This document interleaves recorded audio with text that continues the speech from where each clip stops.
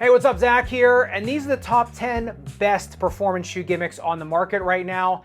And like the worst shoe gimmicks on the market, a lot of them have been overhyped, overmarketed, at times just shoved down our throats. But in this case, I believe these are the ones that have the most legit use cases, the ones that actually work, and the ones that the marketing, although may have been excessive on them, at least the marketing matches the utility. So let's get into them. All right, so number one is the BOA closure system. The BOA closure system is just super strong. It can be made of a lot of different materials for the actual strands, and some of these strands are even made from the same material used to anchor cargo ships. Now, the best parts about BOA to me is, number one, it produces even tension across a shoe when you're dialing it.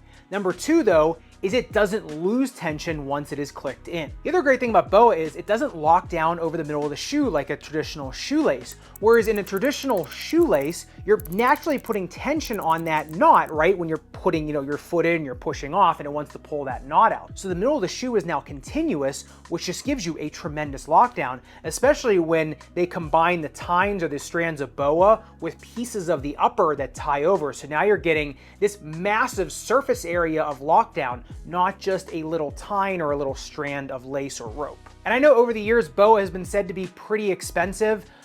Apparently the price has been coming down. I have talked to some shoe wear manufacturers that are saying that they are considering it more and more now because it seems like for them the prices with manufacturing are starting to come into a pretty reasonable range for them. So hopefully we start seeing it more and more. All right, number two, if you haven't heard of this one, you've probably been living under a rock for, I don't know, a decade maybe, and that is Boost foam. Now, Boost is an eTPU foam, and it has been marketed by Adidas kind of to the point of nausea at this point. Thing is though, it is amazing. Now, traditional Boost to me is more of a shock absorbing foam versus bouncy foam. That's kind of what Adidas marketed as, kind of, energy return and rebound. I find it to be more on the shock absorbing side. But to me, even though it's more on the structural and shock absorbing side versus, bounce side, to me, it's really the ideal court sport foam. It is stable, protective, comfy, it's temperature stable. Plus with Jet and Light Boost now being put more and more to shoes, there's even more options for dialing in exactly the properties you want in that midsole. All right, number three, the ASICS Dynawall. Now, if you're playing any side-to-side sport, court sport, I don't think there's anything better out there than the Dynawall as well as the ASICS Wing Wall in terms of flexibility and holding the shoe up. The Dynawall, like I said, as well as the Wing Wall, it's the best 2-for-1 piece of shoe tech out there. It not only acts as a shank and stress shields the midsole, but it also boosts lateral containment and allows the midsole to maintain flexibility. So you get the best of both flexible, comfortable midsoles and performance-first midsole designs. It's such a simple thing, just a piece of plastic, but it's the shaping and intention of it that make it so useful. All right, number four is probably the one that's been, number one, the most overhyped, but number two, the most hated out there, and that is good old Nike Air. So all Nike Air is a pressurized urethane pouch, right? It's tensile air in a urethane pouch, or it's tensile nitrogen, and then you have tightly stretched fibers in there if it's Zoom. That's all it is. It's a urethane pouch filled with air. The thing is though, it's got so many utilities. It is so versatile, whether in the rear foot of a shoe, giving a little more forgiveness and shock absorption. It's making the forefoot of the shoe feel more bouncy, or making it across the entire struggle board, or a full length in the midsole to give the entire shoe a little bit more forgiveness, a little bit more feeling of bounce. It's one of those things that can take a mediocre shoe and kind of take it up a notch just right there. It's gone through a lot of iterations from just the early days of the Air sole, which was basically just an air mattress sandwiched in the midsole of a shoe, and you had Visible Air, then Air Max, and Zoom Air. The thing is with Air Max, I think in the rear foot of the shoe, it does add, it can give a little bit more shock absorption versus some more brick-like foams. Air Max in the forefoot of the shoe, I do hate. I think it makes the shoe too unstable, so I think that has to go away. But honestly, Zoom, for giving a shoe more forgiveness, a little more bounce, a little feelings of shock absorption, but still giving you a little bit more feel on the ground, like not completely destroying all your proprioception and not making the shoe an ankle sprain machine.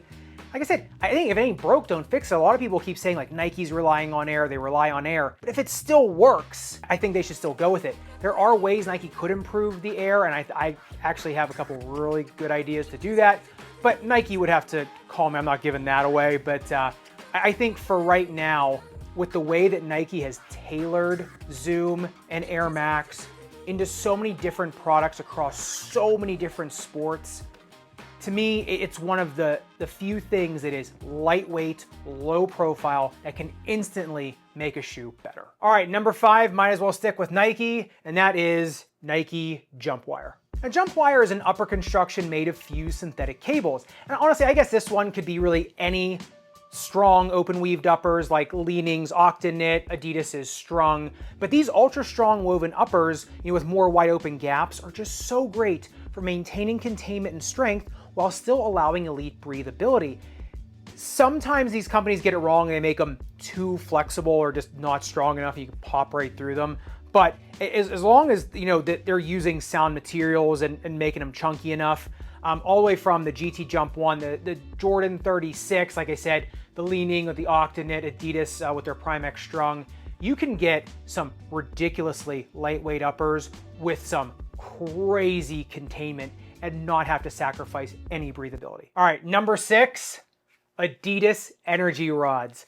These are so good. And more than just the rods themselves, it's how Adidas was able to retrofit them for tennis shoes from running shoes and just make them just work so well in both sports. Now, Energy Rods and Adidas running shoes are a carbon composite rod system, and they're an alternative to carbon fiber plates, giving the best properties of curved carbon fiber plates, but also allowing more natural joint loading and comfort, because like I said, they're tentacles, right, with gaps between them, not one big sheet. They're able to kind of more bend and sway independent of each other during gait. Then in the tennis space, these have been retrofitted with more of a plastic compound, which now allows it to wrap around the heel and dive into the midsole to create the shoe shank.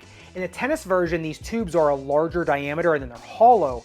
Maybe a bit of like relative weight saving and space saving for how strong the material is, because they don't need to wrap it in plastic. They can put it all in this more circular tube and then have it wrap around the shoe. So now the shoe is producing containment in the heel, it's producing arch support, it's producing lateral containment in the midfoot, it's holding the shoe up. It's doing so much, and it's literally just a curved rod. Like I said, kind of like Nike Air. It's so simple, but it works so well. All right, number 7, dual density midsoles.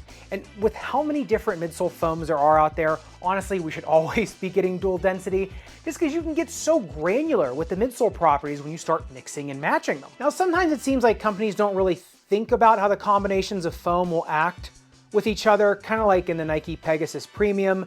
In my opinion, it's just too much soft, not enough structure. But in others, like Adidas with some of their tennis models, the midsole has the best mix of comfort, performance, and protection just by mixing 2 foams. Now, is having 2 foams magically gonna turn you into Shy or Coco? No, but the comfort and performance you get from them is awesome, especially if you're an enthusiast, like probably most of you watching this video. Yeah, I mean, definitely can get away with just one big slab of something, especially if it's good, like Boost, but you can throw something in here or there that is tailored for that part of the foot. Yeah, it's gonna be even better. All right, number 8, and those of you that watch this channel a lot, you're probably wondering where have these been this whole video. And here they are, dorsal retention straps. Velcro specifically. Now, these have been around forever, yeah, but I've always said, if there is something else on the shoe aiding in lockdown that does not involve the laces, you're gonna get a great lockdown because it's not just one single point of failure. And the reason I like Velcro for these straps is that Velcro straps are simple, they're effective. I guess honestly, this also shows that we take a lot of seemingly simple materials for granted sometimes, because the origins of Velcro, a lot more exciting than just shoes. All right, moving on to number 9, Leaning GCU outsoles. Now, if I'm being honest with you and myself, I mainly threw this one in there for its future potential. Now, GCU stands for Ground Control Unit, and it's made of polyurethane instead of just rubber. Now, this resists dust most of the time, maintains durability, and allows confident grip without being too sticky of an outsole. Now, this way of making outsoles, at least to this quality, still kind of in its infancy, and some other companies are actually doing similar things with their outsoles.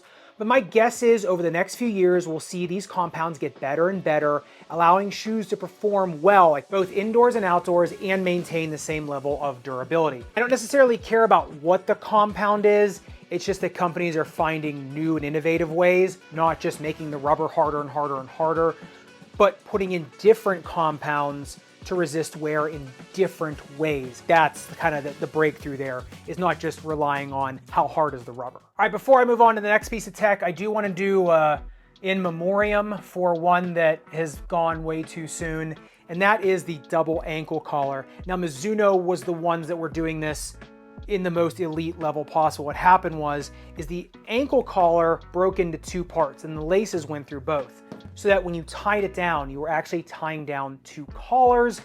And what that did was made the lockdown better than I think any shoe I've ever put on without really adding anything. It's just one little strap. Made it move more intimately around your ankle. You could fit in the bulkiest orthotics and braces in these things and you just would not move. And then they stopped making it after one model year. So this is my plea to put it back. If you could still get the Wave & Force Tour, the original one, you will experience this for yourself. But if you can find a shoe with that double ankle collar in it, you are in for some elite lockdown. All right, number 10, the medial flange. It is literally just a tiny outcropping on the inside of the heel. Thing is, a lot of companies don't do it. It's only on some court shoes. Thing is, the mechanical advantage this little outcropping gives you is insane relative to how big it is. Thing is, if you make these too big, they can make the shoe feel clunky, but there is definitely a sweet spot where you don't feel like you're in a car with square wheels, but you're also getting that little bit of extra edge with side-to-side movement. The other benefit to these is that it creates a structural lever that reinforces the arch, more than its visual footprint would imply. So you get this elite arch support without having to do anything extra to the footbed, just due to that outcropping acting as like a stopper to any pronatory movements. All right, so these ones are my favorite gimmicks, but I really want to hear what your favorite ones are, especially if they're ones completely different than mine or ones you think on this list that are complete and utter nonsense. If you think I'm wrong, please let me know in the comments. And if you want to see for yourself what I think are the absolute worst gimmicks in the performance shoe space right now, make sure you click into this video right here. I'll see you in that video.